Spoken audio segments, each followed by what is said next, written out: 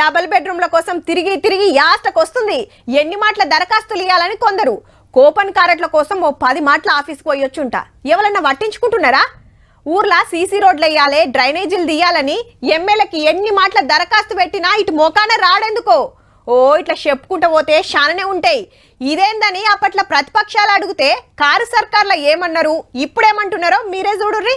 గులాబీ లీడర్ల కొత్త రాగం ఏందంటే దరఖాస్తుల పేరిట కాలయాపన చేస్తూ మూడోసారి దరఖాస్తులు అంటే ఏడికేళ్ళే అప్లికేషన్, మళ్ళీ అప్లికేషన్ పెట్టాలి, మళ్ళీ ఖర్చే కదా.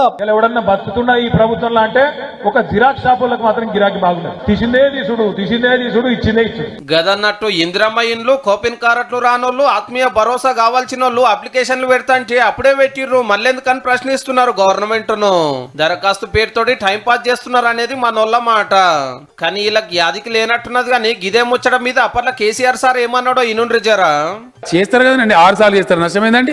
What is wrong to find out the fact? 6 సార్లు చేస్తారు, వాట్ ఈస్ రాంగ్? మీకేదో పెట్టుకొని మీరు పవర్లుంటే అట్లా, ప్రతిపక్షానికి వస్తాయి ఇట్లా.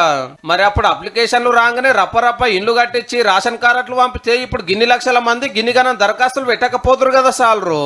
నువ్వు 10 ఏళ్లలో బంగారు తెలంగాణ అన్నావు, ధనిక రాష్ట్రం అన్నావు. ఇన్ని లక్షల మంది ఇల్లు లేకుంటే ఎందుకుండే? మళ్ళా ఓట్ల ముందు వాళ్ళ ఇళ్లలో కూర్చొని రాసుకున్నారు, పబ్లిక్ లోకి రాలే. అడిగినప్పుడల్లా అప్లికేషన్ ఇవ్వకుంటే రాదేమోనని పబ్లిక్ కు బుగులాయే. ఏ తిప్పలవాడైనా దరఖాస్తులు రాసిచ్చిర్రు నిన్న మొన్న. ఇక రేపు 4 పథకాలు చాలా అవుతాయి. అందవలసిన వాళ్ళకి అందించి మళ్ళా కాగితాలు ఇచ్చే కష్టం తప్పేటట్టు చూడుండ్రి సాలరు జరా.